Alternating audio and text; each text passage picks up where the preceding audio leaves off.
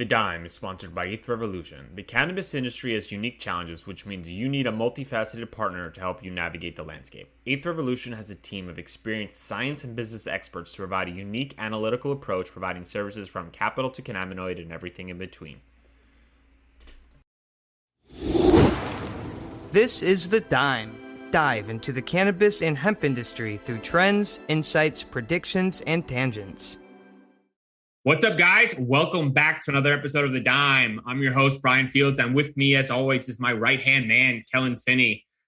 And this week, we've got a very special guest, Sam Richard, Executive Director of Arizona Dispensaries Association. Sam, thanks for taking the time. How you doing today? I'm doing very, very well, and so grateful for the time to speak with you guys and all your listeners. Thanks for the invitation. Yeah, we're excited to dive in and hear about Arizona. Kellen, how you doing today?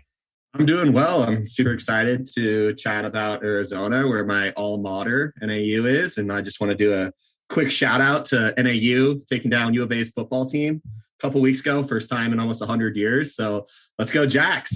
That's right. Go Jacks. As a Sun Devil, I'm right with you there. Yeah. Anything when U of A loses, I'm happy about. Same. By this time comes out, hopefully there's not a monumental loss that everyone's like, what are these guys talking about? But we can always clip that in for you boys. All right. So Sam, before we kind of dive into Arizona as a whole, I would love for you to tell us a little bit about your background. Yeah, absolutely. So I was born in Minnesota. So I have some of that, Midwestern roots in my system, but my parents moved when I was pretty young because you don't have to shovel the sun. So Arizona is all that I know.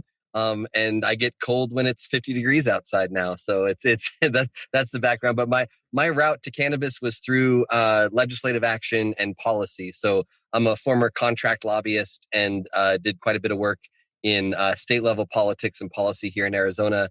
And as the group behind Prop 207 came together, I joined the team as the executive director of the trade association in the state with all the licensed owners, and kind of that represents the broad-based regulated cannabis ecosystem here in Arizona.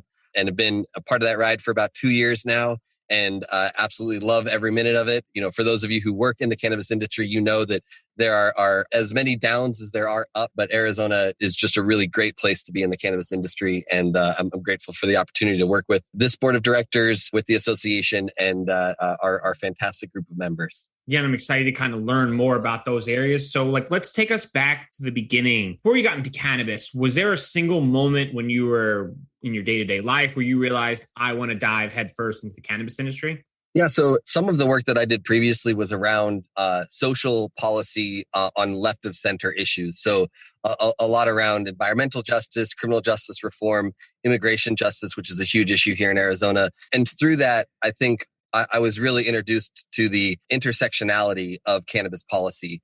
That, I think that a lot of our conversations in the industry kind of treat cannabis as its own thing that's separate and apart from the rest of society.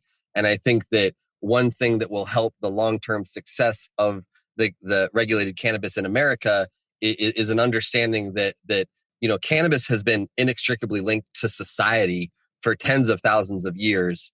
And it shouldn't be extricated from any section of policy. And I think that was something that really kind of fueled a lot of my initial interest.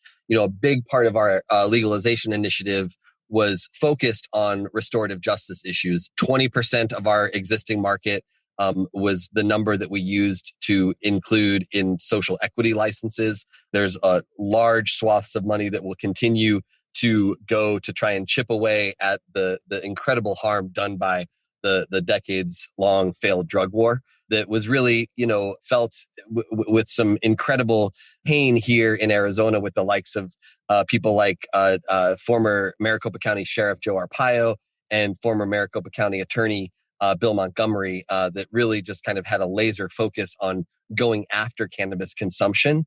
And we're grateful that we were able to communicate the idea of cannabis and normalize cannabis in such a way that 2 million people voted yes on Prop 207 with nearly a 20% margin, a 60-40 margin on election night in 2020. So pretty exciting times to be in cannabis in Arizona, and so happy to chat about it with you guys.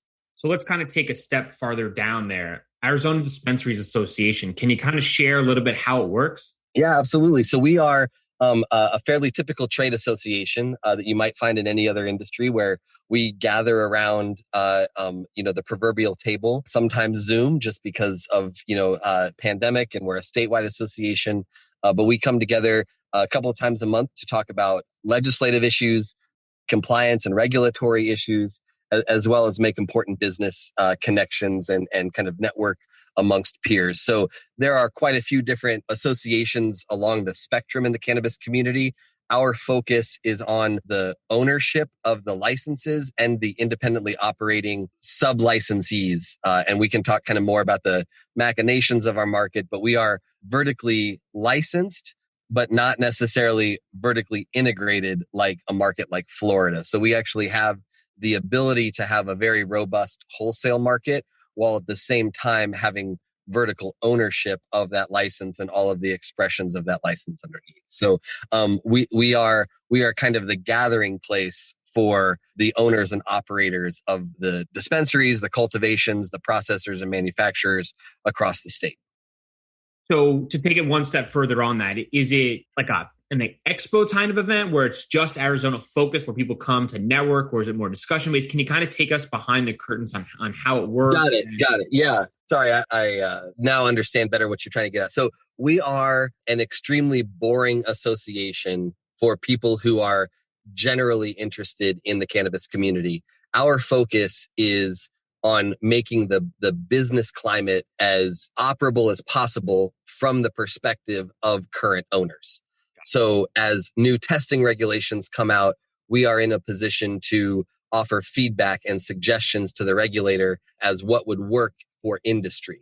And of course, we don't get everything we want, but it's that ongoing and collaborative relationship with our regulator.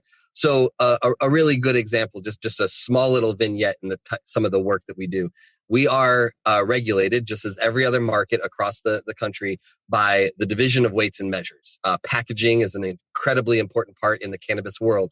Well, according to the NIST handbook, the National Institute for Standards on something or other, you have to list both metric weight and U.S. customary unit weight on all packages that are sold. But cannabis has largely been under the radar of divisions of weights and measures because we're not federally regulated yet. So our division was concerned that we were only listing things in metric units, right? So this is a 3.5 gram eighth, or this is, a 1 gram container of butter or wax, right? Well, hypothetically, those packages also need to list that it's 0.15 ounces or 0.035 ounces for the 3.5 and the 1 gram in particular, right? So we're actively working with the National Board of Weights and Measures, as well as our local regulators here, on kind of a glide path to help make sure that all of our operators are fully in compliance with those particular facets of our work, so that when we get to that federally regulated world, Arizona operators don't have to kind of battle with the struggles that go to that minute level of regulation and compliance. Yeah, that's such a key detail, right? And it's sometimes, I think, it's overlooked, of the complexity of such a minute detail, but is so necessary for being ready for the next step. So is Arizona one of the only ones that has a dispensary association? Are there other states you're familiar that have similar associations? Yeah, absolutely. So I'm not unique, which I'm very grateful for. And I lean on my colleagues across the country quite often.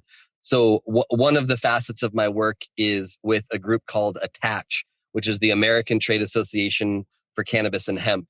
And there are regular gatherings of the MEs in other states. So the Nevada Dispensary Association, my friend and colleague Lake Martin is working in fantastic ways over there. You also have the Hawaii Dispensary Association. There's the New Mexico Chamber of Commerce. And there's groups in other places that are doing similar work.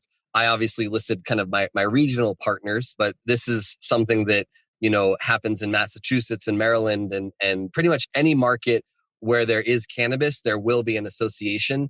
The question is kind of how that association matches up. So I think that a lot of your listeners will appreciate some level of detail. So if you'll forgive me, I'm going to go into the trenches here in a little bit. In my experience, many of the associations match the licensing model of the market that they're in.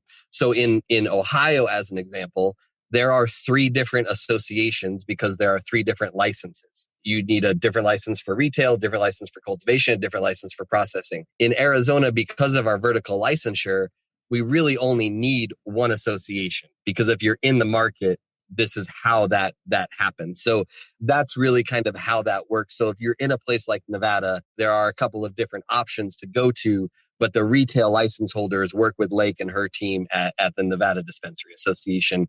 And there's nuances across the country, but at the end of the day, we are not the only significantly sized or significantly successful trade association for the cannabis ecosystem.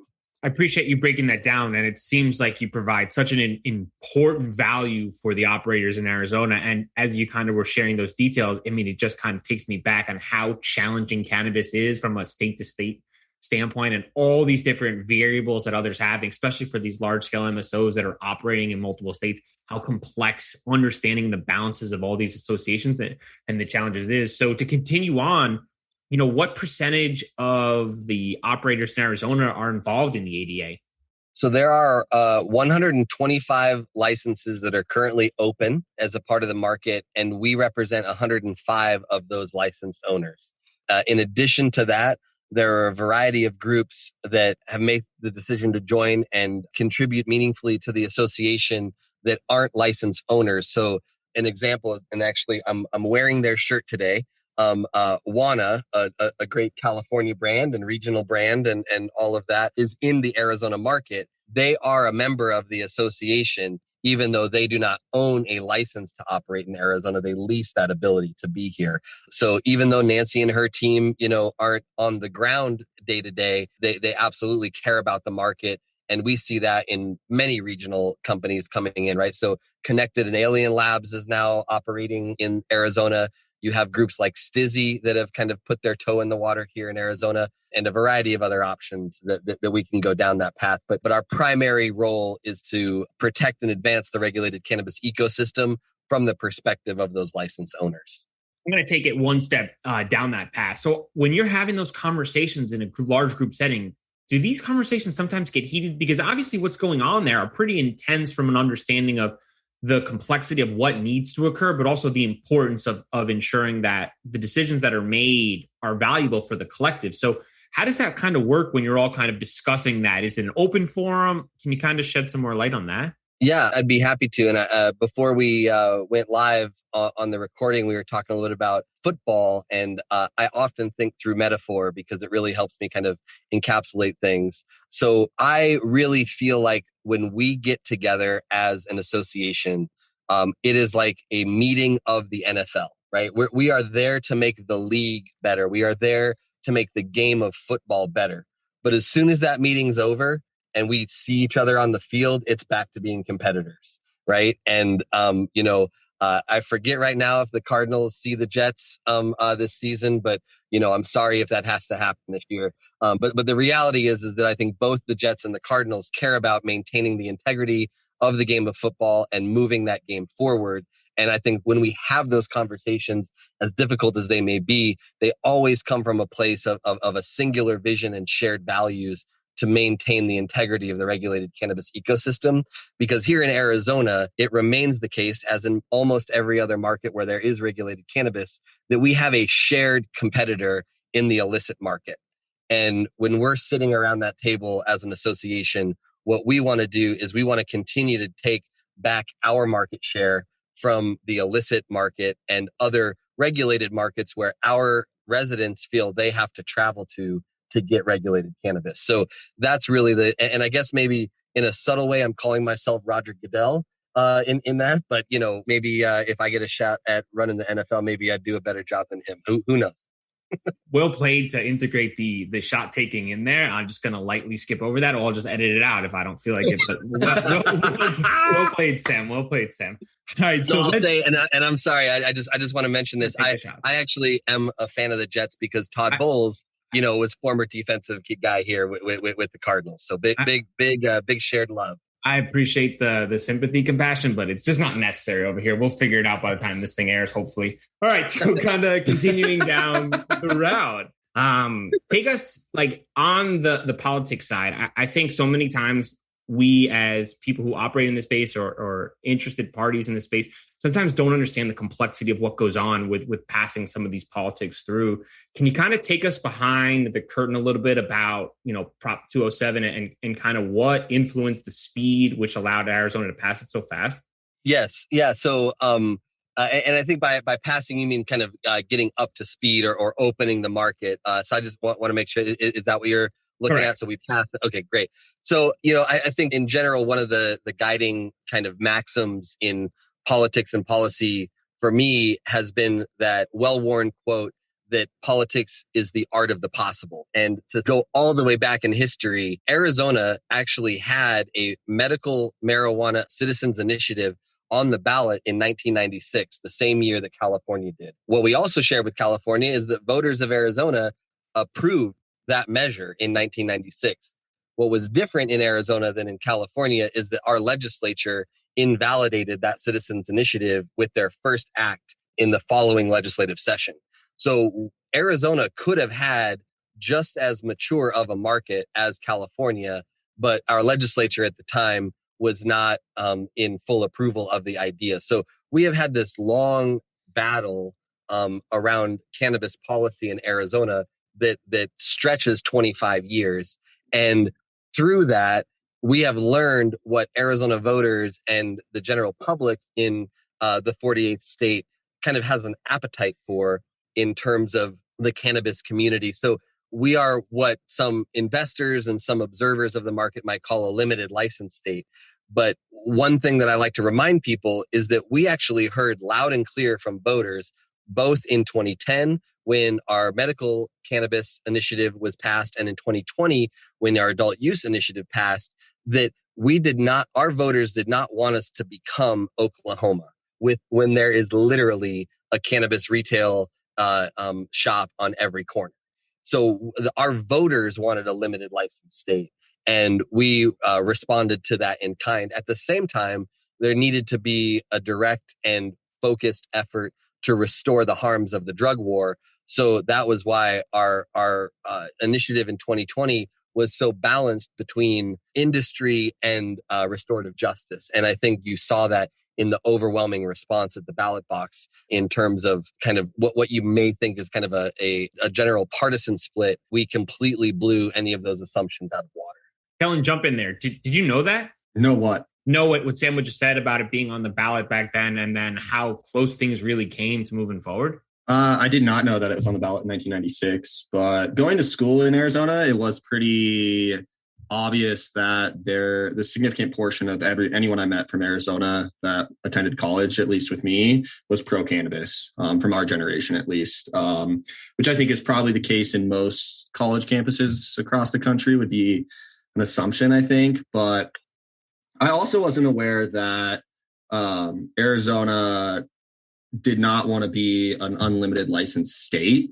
Sam, could you walk us through exactly how that was explicitly communicated on the ballot in terms of the options? Yeah, so it wasn't necessarily an option on the ballot, but through focus grouping and polling and kind of the due diligence that you do prior to launching the language of an initiative, it became clear to us that if it was kind of that, for lack of a better phrase, I'm sure I'll get a call from someone in Oklahoma after this airs, but the free-for-all that a market like Oklahoma represents wasn't something that we found that would provide a winning path in Arizona. So that was kind of where I was going with that politics being the art of the possible, is that, we're in a position where we as an industry who would largely be funding the initiative wanted to make sure that the investment into running a political campaign had the highest likelihood of success. So responding to the voters' pushback in that way was something that we responded to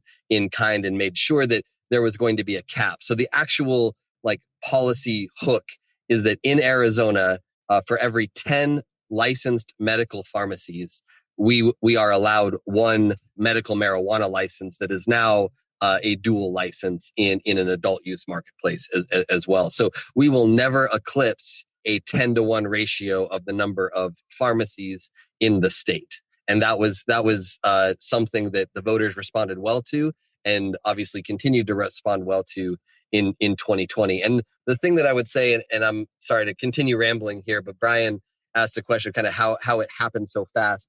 One thing that I think people often forget about Arizona is that we have been a medical market since our voters voted on it in 2012. The first transaction happened on December 8th of 2012. And so almost a decade, we have been operating and establishing a relationship with our regulator.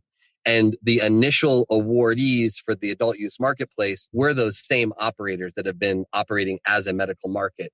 So the idea that this was going to be a completely separate program was kind of really off the table in terms of what other markets have had to experience with that. We also had a very robust medical program. We have somewhere in the neighborhood of about 315,000 qualified patients currently.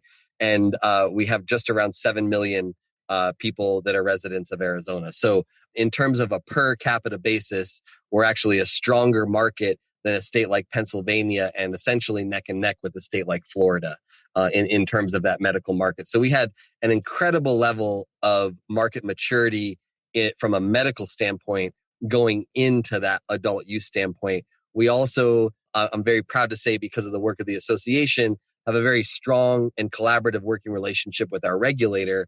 So those 75 days between election night and the first transaction on January 22nd of 2021 were some very, very long days and long nights, but we worked collaboratively to make sure that this was going to be a program that worked. The other thing, which, is crazy to even talk about this 9 months after the fact-ish, 8 months, 9 months after the fact, is we launched in the middle of the pandemic. And what's different than Illinois launching in the middle of the pandemic is we knew it was the pandemic when we voted on it, and we knew there was still going to be the pandemic there. So someone who I revere and admire in the space, Chris Crane, he often talks about kind of the two choices that regulators have in going into an adult use market. You kind of have that date certain, or you have the flip the switch model. So you saw that date certain idea come through in a state like Illinois, where there were lines around the block between the week of Christmas and New Year's as people were anticipating that January 1 launch date, where we did something called Flip the Switch, where just one day without any announcement or kind of preparation, the Department of Health issued the licenses and we had that first transaction. With that reality, what you had is you had more of a trickled in effect. So you didn't have the lines wrapped around the block, but you had like kind of a building momentum and a building excitement, which was a very huge benefit for us in Arizona in the midst of the pandemic, where we didn't have 125 super spreader events on the launch day of adult use, because we were able to kind of maintain social distance. So to the extent that we did have lines around the block, it was largely because people were standing 6 feet apart. Makes sense. I want to go back to one other thing that you said in terms of how you guys drafted the bill. So how much input did you guys take from other states, right? Because I know, correct me if I misspeak here, but the model that Arizona followed sounds very similar to the model Colorado followed in terms of limiting the license and a slow rollout, versus a state like Washington, where anyone who had enough money could come and buy a license. So the success of those two markets, is that something that influenced how the language was written when you guys first drafted up Prop 207? Yeah, like a good improv artist, I'll say yes and. So Colorado and Washington were absolutely models, but so was every market that was in existence. I mean, I think, this is kind of like business school 101, right? Like first to market isn't always best to market. We were in a position in Arizona to learn from our friends and colleagues who had done this in other markets, whether that be Illinois, Washington, Colorado, California, Massachusetts, other places that kind of went first. And, we also have the benefit of living in the shadows of the two most mature adult use markets. So we saw what we liked out of the California model. We saw what we liked out of the Colorado model. And we kind of went through the buffet line of what we thought was good policy and kind of crafted that art of the possible, right? What we thought would have a high degree of success at the ballot box, plus something that would be good for industry, good for community, and really good for the overall reintegration of cannabis as a daily part of society, as it was a long time ago and will be again very soon. I think that's so important that you shared that. And like, that's how I like optimistically dream that politics are. And it's so great to hear that that's how your team kind of went through the process, because we've heard from so many other sides that other states kind of take a different approach.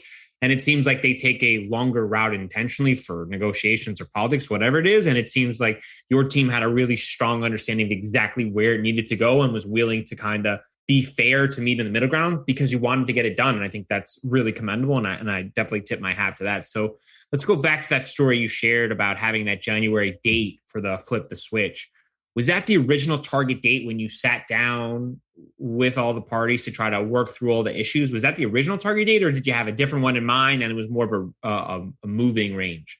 Yeah, that's a somewhat complex question. I think depending on who you asked around the table, election day was November 3rd. I think there was a big contingent of folks who wanted to open up the adult use market on November 4th.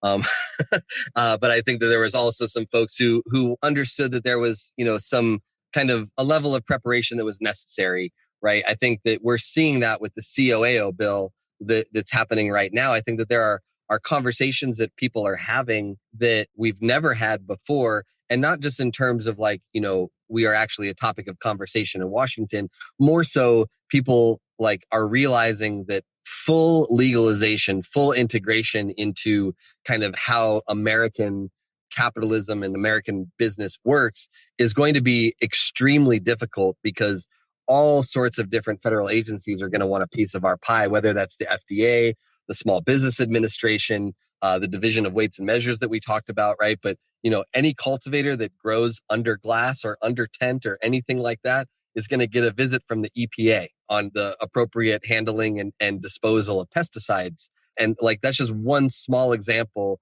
of the dozens and dozens and dozens of federal agencies that will be breathing down cannabis operators' necks. So for anyone who thinks that their state regulator is difficult to work with, I think that they might not be excited or they shouldn't be as excited about legalization happening as soon as it may, because there's going to be a lot of those moving pieces. So I kind of went in a different direction of what your question was there. So I hope you can remind me what it was, but I just wanted to highlight that I think that we often position legalization as kind of like the zenith of what we're after. And I believe that is kind of the overarching goal that we should be aiming toward, but we have to do so with a level of understanding that it's not as easy as we might think. So I was not in that November 4th camp is what I'm trying to say. I thought that a few extra months, a few extra weeks to kind of work out the kinks would be helpful, because it wasn't just new for our operators, it was new for our regulators, right? We were not just a medical market, but we were a medical market with significant personal privacy protections that did not transfer over to the adult use marketplace. So there's a lot more transparency and increased line of sight from the Department of Revenue into the Department of Health Services, where our members are licensed through. So that there's a lot of those kinds of little things that you might not have foreseen that really what was the significant bulk of that work in that 75, 80-day period where we were kind of putting the pieces together. I mean, 75, 80 days is still extremely fast. And I definitely support the guy who was like, November 3rd, let's get it done tomorrow. Just call the media. We'll just flip the switch and we'll start moving product. Can't blame him for the optimism. So take us through that conversation, because like it's so fascinating to hear that. Obviously, 70 days is still a very short period of time, but was there one issue that kind of dragged on that was harder to kind of get past as a collective? Can you kind of share some information behind the scenes on that? Yeah, that's another really great question. You guys are full of them. I love it. So the idea here, it was more of a shift in mindset, and change is difficult. Change is hard, whether we're talking about personal issues or professional issues, right? But, the idea that cannabis communities and cannabis culture really wrapped itself around the idea of a medical product in some ways hampered some of the conversation or some of the ease in that transition conversation to an adult use marketplace, because some regulators and some kind of pieces of the ecosystem approach adult use cannabis separately from medical cannabis in terms of the product.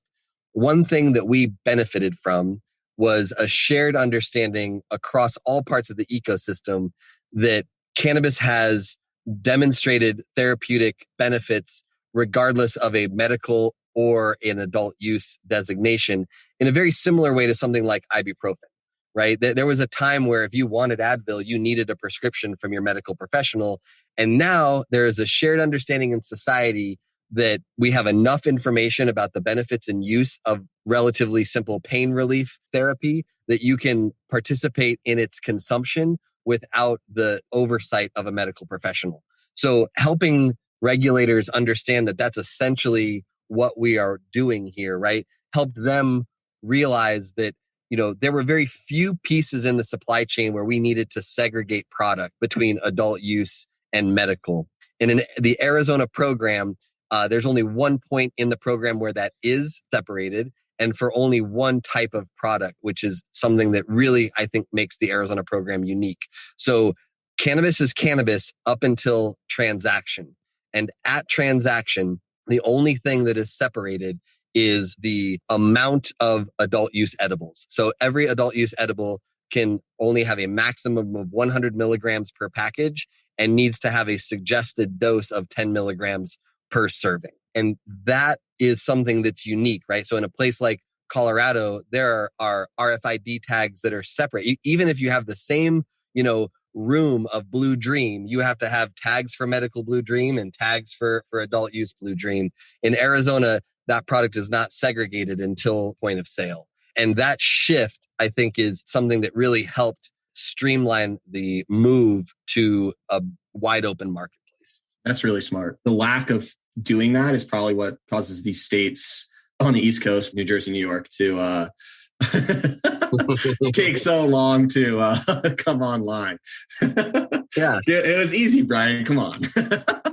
I mean, you're right. Like, I wish trying to separate it and they're the same product. It makes so much sense the way that Sam just described that. You know what I mean? Sure, right. But Sam's been very straightforward, and unfortunately, on the East Coast, we don't do things straightforward. We overcomplicate things, and I think it's because of the financial value of what these companies have from the market standpoint. I think I'm not, minimizing Arizona's market size. Obviously, they're crushing it, but I think some people see New York and they see this massive opportunity, and everyone's very protective. And I'm sure there's a bunch of politics stories we can talk about offline, Sam, that you can share that are just nauseating to hear. Yes. But it's also the truth, right? And at the end of the day, like, that's how, unfortunately, these things work, and there's just really nothing we can do about it. So, sorry, I just want to add one other thing, because I want to make sure that I'm not papering over the complexity. I think that one of the things that's important to note is that identifying the medicinal benefits of cannabis was important strategic decision by the cannabis movement. And it really helped communicate to an entire population that was reticent to embracing cannabis that was the path forward.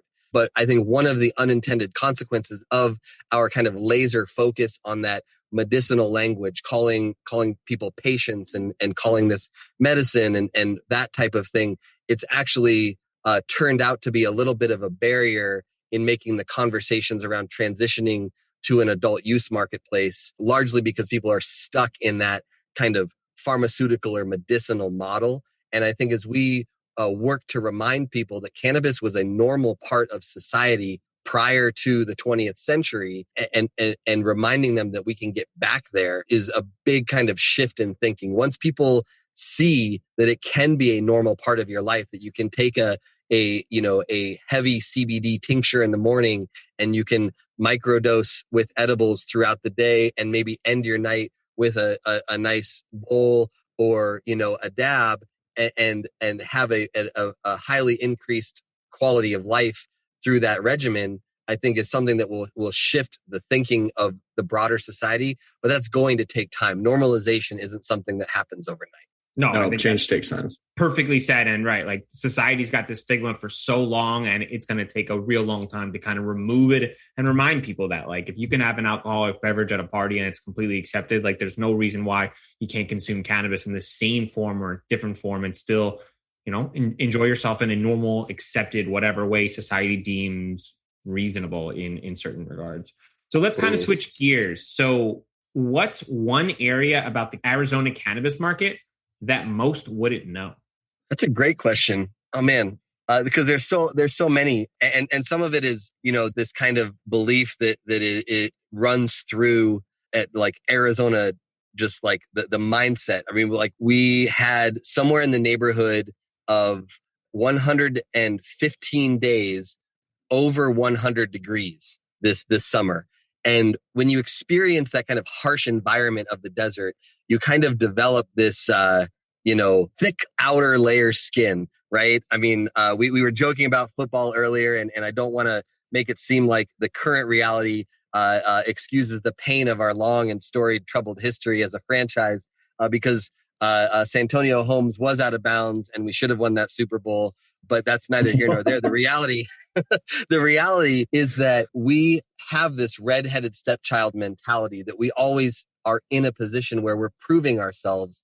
I mentioned earlier that we live in the shadow of the two most mature adult use markets in California and Colorado, but it's not just that. I mean, we have the Grand Canyon right here, but when people think about, going to the Southwest to enjoy the outdoors, they're going to the mountains of Colorado or they're going to the national parks in Utah. They're not thinking about, the incredible landscape that we have here in the great state of Arizona. And that transitions into cannabis, where I'll put up some of our craft cannabis up against some of the best stuff coming out of the Emerald Triangle, or even some of the best indoor, whether it's Jungle Boys or Cookies out of Southern California, right? But I think what is different about Arizona is our overall market isn't yet matured to having a significant level of quality as the baseline. So we have operators that are hitting, they have dialed in genetics and they have amazing SOPs when it comes to cure and all sorts of great stuff. But our general market, like whenever we have a great extractor, like come up to the ranks, a California operator, a Colorado operator poaches them and they move. So we're always kind of in that place where we have to earn the right to be heard and earn the seat at the table. And I think, now that pandemic restrictions are lifting, hopefully people will come out to Arizona for whether it's the Phoenix Open or just a great hike in Scottsdale. And I would love to, any of your listeners, if they want a personal tour of some of the best cannabis in the country, give me a ring and I'll take you around to my favorite dispensaries. I hope you don't broadcast your number. That might be a really dangerous thing because you have people hitting you up on the regular. But hey, Sam, I'm in Arizona. Let's go for it. That's my job.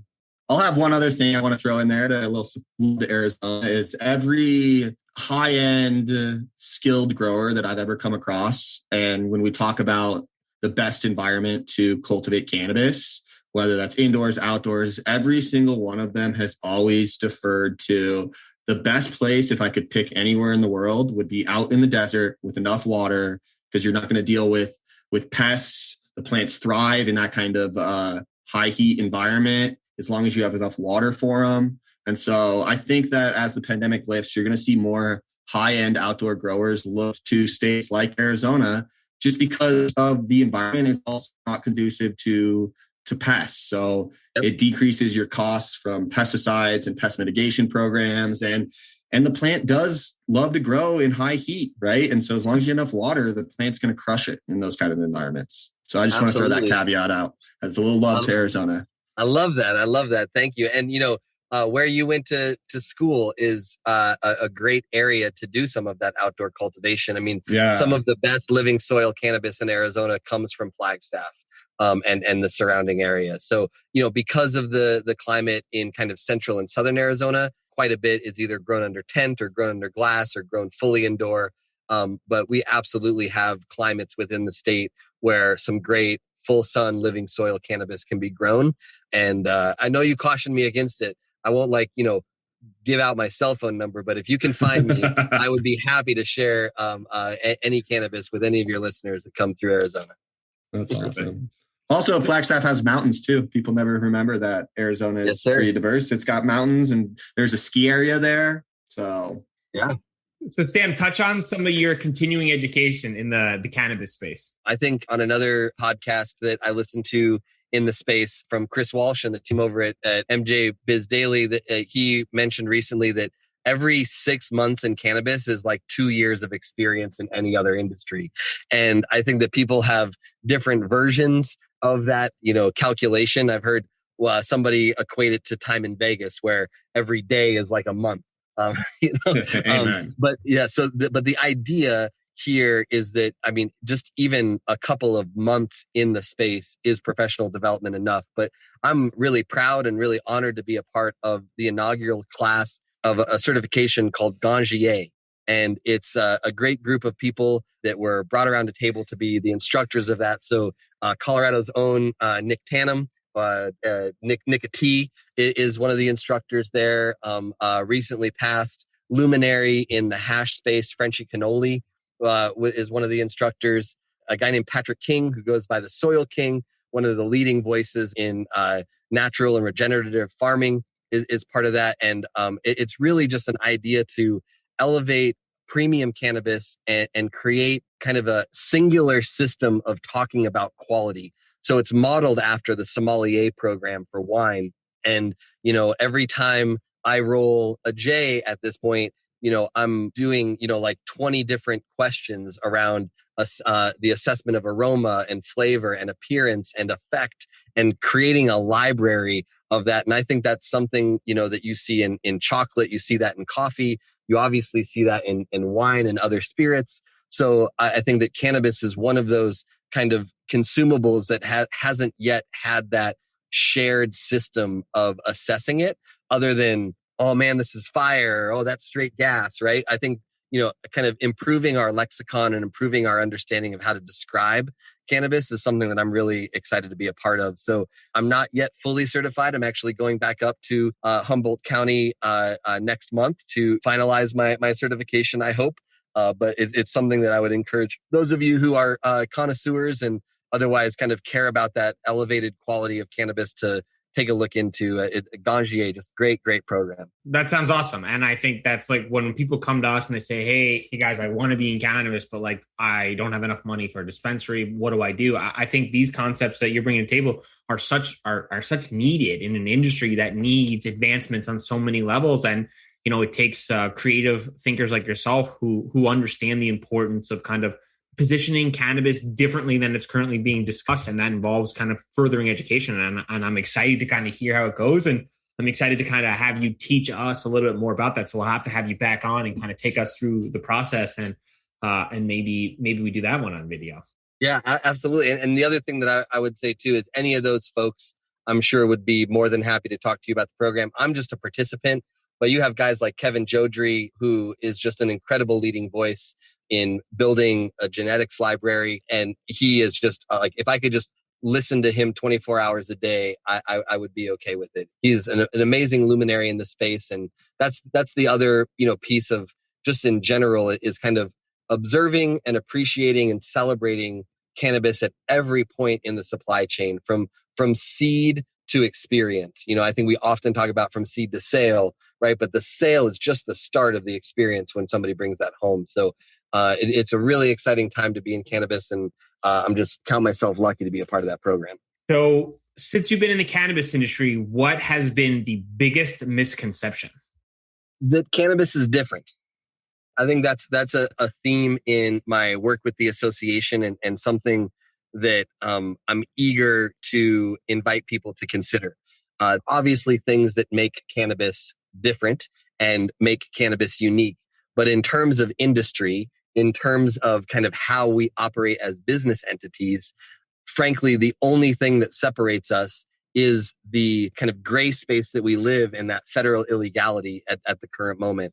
But every other industry that is licensed to operate has consistent headaches with their regulators, has an ongoing working relationship to adjust laws and adjust regulations so that their operators within that ecosystem can be compliant and successful in the marketplace.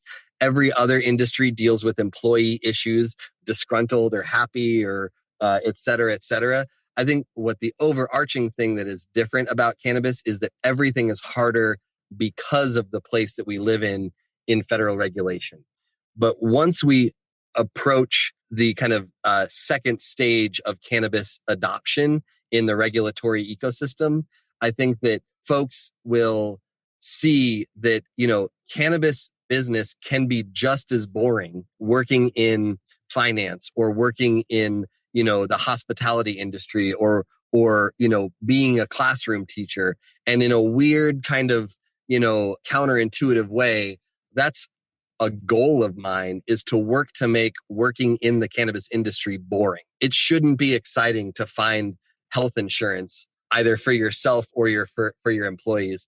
We have bud tenders that are making, decent money who can't sign for a car loan because the bank doesn't like where their paycheck's coming from. And that kind of injustice for the 25,000 employees that work in the Arizona cannabis industry is something that I want to move beyond. So you're asking very simple questions, and each one I take on like a half an hour journey. So I don't envy your editing time, but I'm I'm really grateful for the opportunity to dig deep on this. No, I think it's important. And we like when you're diving into the details, because I think that's where the true understanding comes. And I think sometimes people forget that, someone who has a normal job at a dispensary working as a bud tender, like, shouldn't have those type of issues you shared. I mean, they should be able to be treated like a normal citizen in society. And you're right, this is just another layer of challenges. And unfortunately, it's certainly where we are. So before we do predictions, we ask all of our guests, if you could sum up your experience in a main takeaway or lesson learned to pass on to the next generation, what would it be? Smoke weed. But I also think just generally too, I think it shouldn't be special. It shouldn't be a spike in the ratio. Kind of as we were talking about it, my goal is to have sharing a joint at the end of the workday just as normalized as sharing a glass of wine or getting happy hour with a couple of buddies. I think that is my hope, is to make cannabis as integrated to daily life as any other activity. Whether you're driving to the store, driving to the bar, driving to the dispensary, it shouldn't raise eyebrows. It shouldn't be something that's special or controversial. The only thing that's controversial is like how many Girl Scout cookie strains we have. That needs to be changed. Those need to go away. But that's a personal feeling. All right, prediction time. We've talked about it a bunch today. Arizona voters approved the sale of adult use cannabis in November, and roughly 72 days, I think you said, by January, providers were able to begin sales. Sam, what state do you think will follow Arizona's quick model of flip the switch next? Okay, I want to say the rest of them.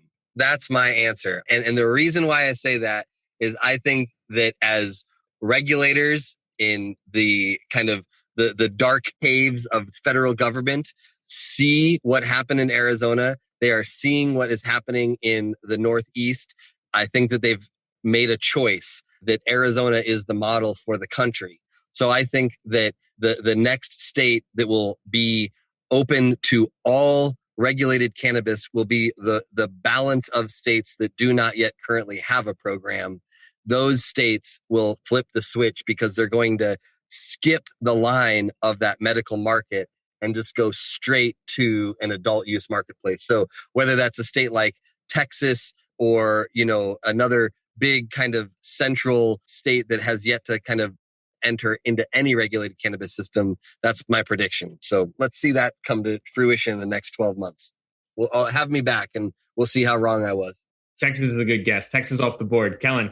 I was thinking about this and I was trying to think of a state that kind of fits the same environment or ecosystem that Arizona is operating in. And my thought is as this. I think that within the tri-state area, we're talking New Jersey, New York, and Connecticut, I think that based on the proximity of those states and how highly competitive those state governments are going to have to be to capture their tax revenue from having an adult use cannabis market, I think that that's going to force one of the three into following the Arizona model as a way to try to undercut the other two states. And my guess is, and you haven't heard a lot of news out of this state, or at least I haven't, is I think it could be Connecticut.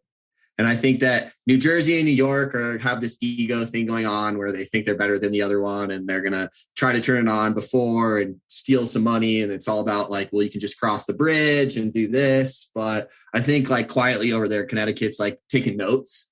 And they're going to be like, we're going to follow Arizona and we're just going to beat all these people to market. And now we're going to take New Jersey and New York revenue while they all argue in a fancy room with wooden leather chairs. What do you think, Brian? Did I take your state? No, I was a little nervous though. I saw your face. I was a little nervous. Your your breakdown was really close to where I was thinking. I am in the East Coast, and it's funny, right? Like I don't think of exactly which place I'm thinking until after we enter the conversation.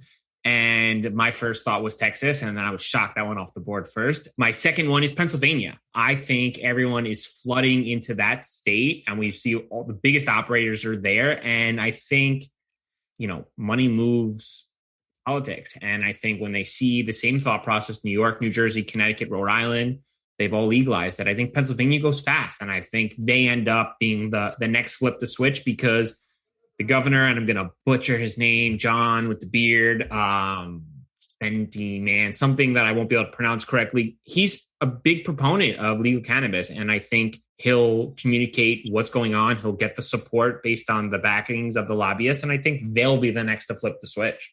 That's a good guess. They have like the 5th largest GDP in the country from a state perspective too. So there's a lot of money in that state too. So I imagine that they can utilize that capital to influence decisions and make things happen a little quicker potentially. And all the big operators are already there. Truly, they're all moving as quickly as they can and buying up real estate in that sector from a medicinal perspective. For a reason. Yeah, totally. 100%. Cool. So Sam, for our listeners that want to get in touch and want those personalized tours, where can they reach you? I love that. So we're on the series of tubes known as the internet on azdispensaries.org. And my email is just sam at that URL. So happy to receive any emails from anybody out there, and check us out, azdispensaries.org. We're on Instagram and all that. But as we discussed, a lot of our work is kind of internally focused on our members. So we aren't super active on the social medias, but always happy to interact with folks who want to know a little bit more about Arizona, the grand cannabis state. You're not going to give out your digits? No, I'm just kidding. I'm not what was that rapper? Mike Wall? Dude, that's good marketing. I won't do shout that. out to Mike Jones, by the way. Oh, sorry. It's Jake, Mike Jones. Hey, I think the song goes, who? Mike Jones. I think that's how it goes. Thanks so much for your time.